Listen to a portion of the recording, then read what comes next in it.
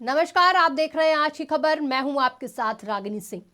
बागेश्वर धाम के धीरेन्द्र शास्त्री, जिन्हें उनके अनुयायी कथावाचक धीरेन्द्र कृष्ण शास्त्री महाराज या बागेश्वर धाम सरकार कहते हैं, इन दिनों एक बड़े विवाद के भंवर में फंस चुके हैं।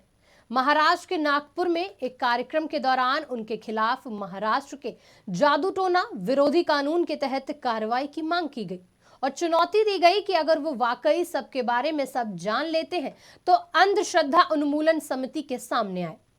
अगर वो जीत गए तो उन्हें 30 लाख रुपए दिए जाएंगे। इल्जाम है कि धीरेन्द्र शास्त्री ने चैलेंज स्वीकार नहीं किया और जो कार्यक्रम 13 जनवरी तक चलना था उसको 11 जनवरी को ही लौट गए, जिसके बाद सोशल मीडिया पर कई दिनों से बागेश्वर धाम सरकार को लेकर कई बातें कही जा रही हैं। कथावाचक आचार्य धीरेन्द्र शास्त्री पर कई सवाल उठाए जा रहे हैं। उन्हें लेकर कहा जा रहा है कि वो देश में अंधविश्वास फैलाने का काम कर रहे हैं। उनके पास कोई सिद्धि नहीं है, बल्कि वो लोगों की भावनाओं के साथ खेल रहे हैं। बागेश्वर धाम सरकार से प्रसिद्ध कथावाचक धीरेन्द्र शास्त्री ने अपने ऊपर लगाए आरोपों पर खुलकर अपना बयान जारी किया है कि हम बीच में कथा छोड़कर भागे, ये बोलना बंद कर दें। हमारी कथा 7 दिन तक की ही थी। उसका स्क्रीनशॉट 3 तारीख का न्यूज पर, बागेश्वर धाम ऑफिशियल पेज पर 3 जनवरी को पहले से ही डेट घोषित कर दी थी कि हम केवल 7 दिन की कथा करेंगे, क्योंकि हमारे गुरुदेव का जन्मोत्सव था और आगामी सभी कथाएं 7-7 दिन की 2-2 दिन घटाई गई, क्योंकि फरवरी में हमारे यहाँ यज्ञ है। हमने 7 दिन की कथा की। एक भी व्यक्ति को चुनौती की बात लेकर या लेटर लेकर क्यों नहीं भेजा? इसका मतलब वह भगोड़ा और वह छोटी मानसिकता के लोग हैं। आने के बाद तो कोई भी भौंक सकता। ये न्यूज आज से बंद कर दीजिए कि हम कथा छोड़कर भागे, और जिन जिन ने ये न्यूज डाली है वो सॉरी बोलें। तो हम आपको कहेंगे, श्याम मानव जी, आपको अनुभव करना है तो दरबार में रायपुर में आइए, आगे बागेश्वर धाम पर लगेगा। आपको बता दें कि महाराष्ट्र की संस्था अंधश्रद्धा उन्मूलन समिति के श्याम मानव ने धीरेन्द्र शास्त्री पर अंधविश्वास फैलाने का आरोप लगाया। उन्होंने बागेश्वर धाम सरकार को चुनौती दी थी कि वो नागपुर में उनके मंच पर आएं और अपना चमत्कार दिखाएं। संस्थान ने कहा कि अगर धीरेन्द्र शास्त्री ऐसा करते हैं तो उन्हें 30 लाख रुपए दिए जाएंगे, लेकिन उन्होंने चुनौती स्वीकार नहीं की।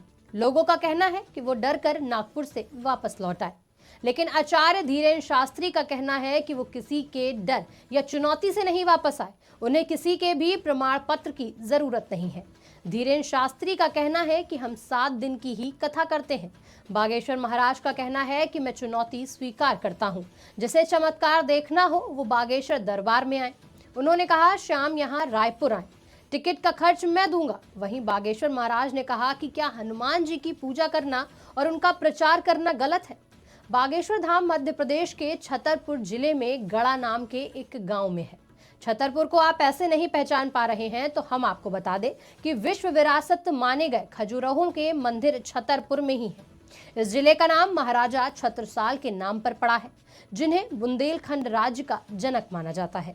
इन दिनों छतरपुर की चर्चा बागेश्वर धाम के चलते भी हो रही है। धीरेन्द्र शास्त्री को लेकर कहा जाता है कि वे लोगों की मन की बात को पढ़ लेते हैं। इतना ही नहीं, शास्त्री दरबार में आए व्यक्ति का मोबाइल नंबर और घर में रखी चीजों के बारे में भी बता देते हैं। विवादों में चल रहे बागेश्वर धाम के पुजारी धीरेन्द्र कृष्ण शास्त्री ने वामपंथी और ईसाई मशीनरियों पर निशाना साधा है। बाबा बागेश्वर का कहना है कि वो धर्मांतरण के खिलाफ आंदोलन कर रहे हैं, दूसरे धर्म में गए लोगों के घर वापसी करा रहे हैं। इससे वामपंथी ताकतें विचलित हो गई हैं और उन पर हमला बोल रही हैं।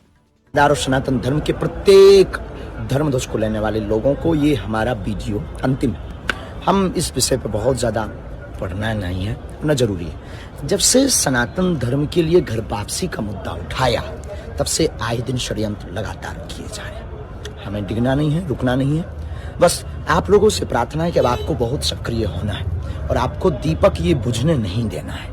और नागपुर वाले विषय पर उन्होंने कोई भी लीगली चुनौती नहीं दी, न कार्ड भेजा। हमने उनको रायपुर आह्वान किया तो दूध का दूध पानी का पानी हो जाएगा। लेकिन नागपुर वाले विषय में हम समिति के अध्यक्ष से कहेंगे, कभी आपने पादरी के ऊपर उंगली क्यों नहीं उठाई? वो जो धर्मांतरण करते हैं उसके ऊपर आपने उंगली क्यों नहीं